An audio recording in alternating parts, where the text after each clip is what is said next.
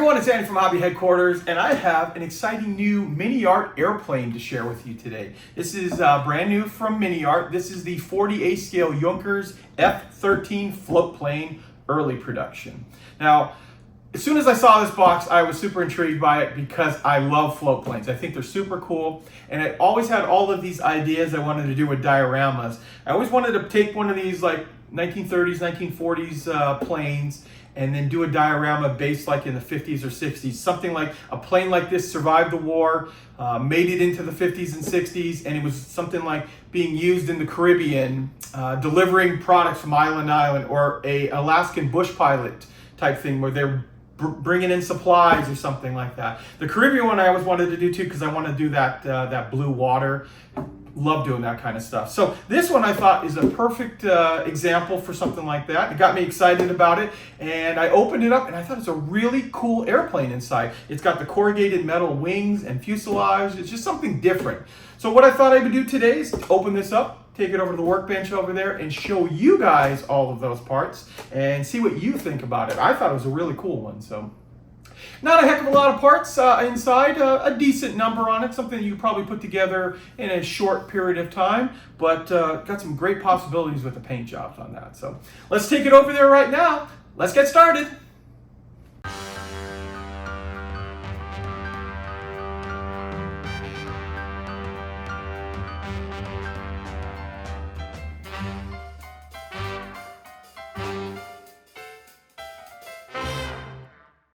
Okay, here we go, guys. Here is the MINIART 1/48 scale Junkers F13 float plane early production.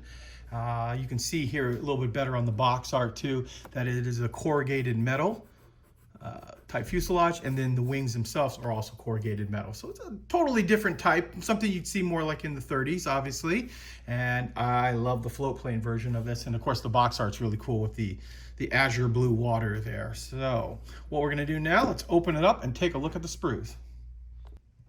Here we go, guys. Let's start off with the wings to this bird, and we'll show them up close. You see the metal corrugation I was telling you about, but still you can still see the rivet detail in between. Nice up close.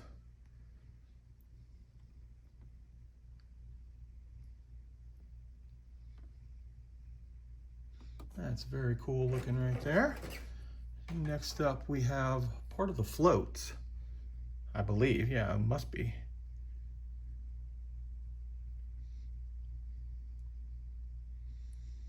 And then we've got the supports that link it all together.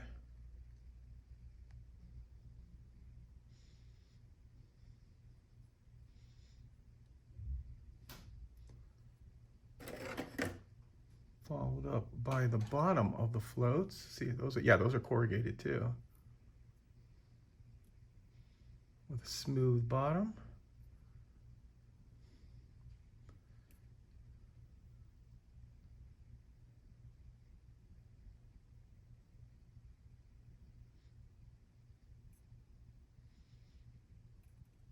There we go. There's your next sprue, your floats. Here is the bottom and the side of the fuselage.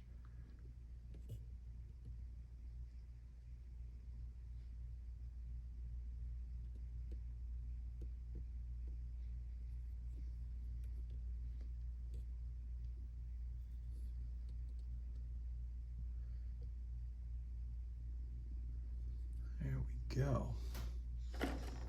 Got lots of little sprues inside this kit. Here's the rest of the fuselage here.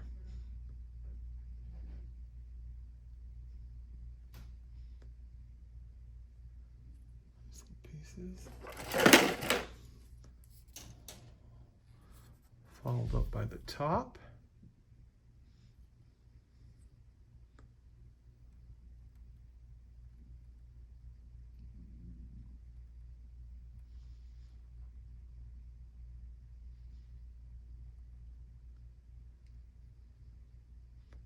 Corrugation just adds a lot of nice detail.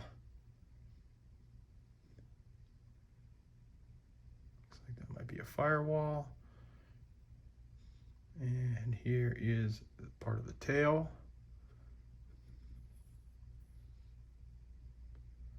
And a bunch of other little pieces, including, looks like 4 different styles of prop.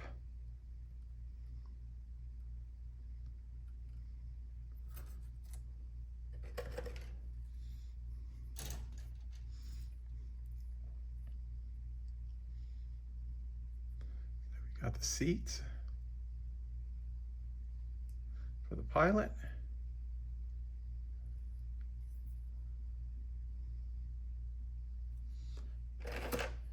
Okay, now we've got a bigger sprue here. This has got the part of the internal structure for the wings. We'll have to look when we look at the instructions. If you see this part right here, maybe the wings fold. That's the only reason I can think of that you'd see the inside of any of this here.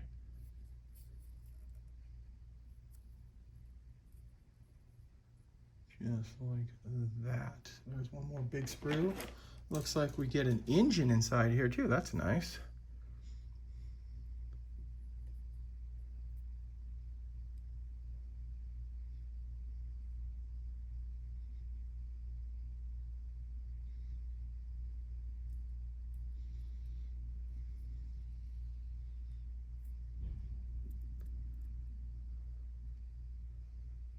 Nice looking detail for that.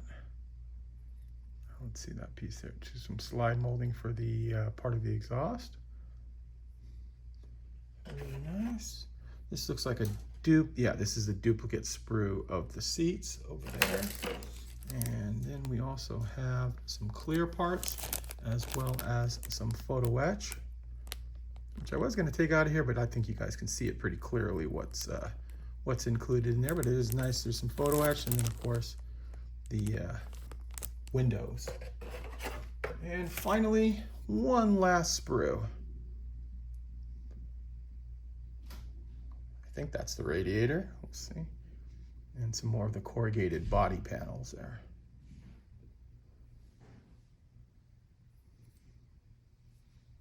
With detail on both sides. Okay, next up we're going to look at the decals, and there's some big decals in this. You can see by the size of my hand right here.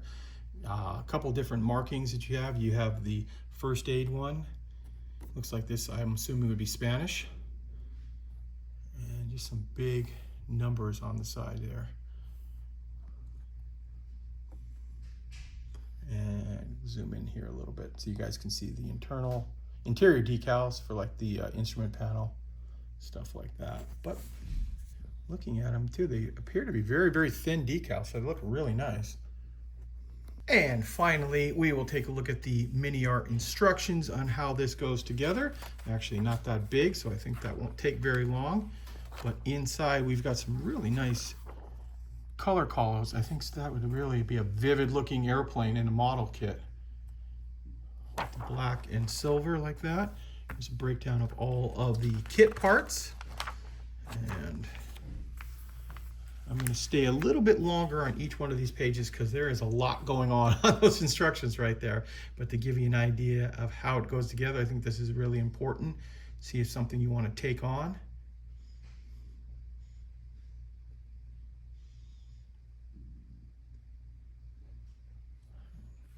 Turn the page here. Here's the engine detail.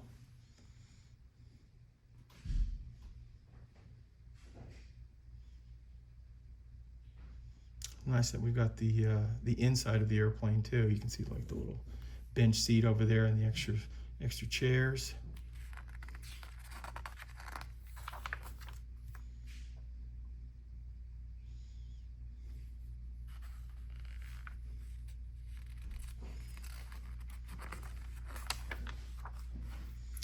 And yes, it looks like the wings, based on this, it looks like the wings could be maybe removable, and that's why you can have them like that on a display. That's the only thing I can think of.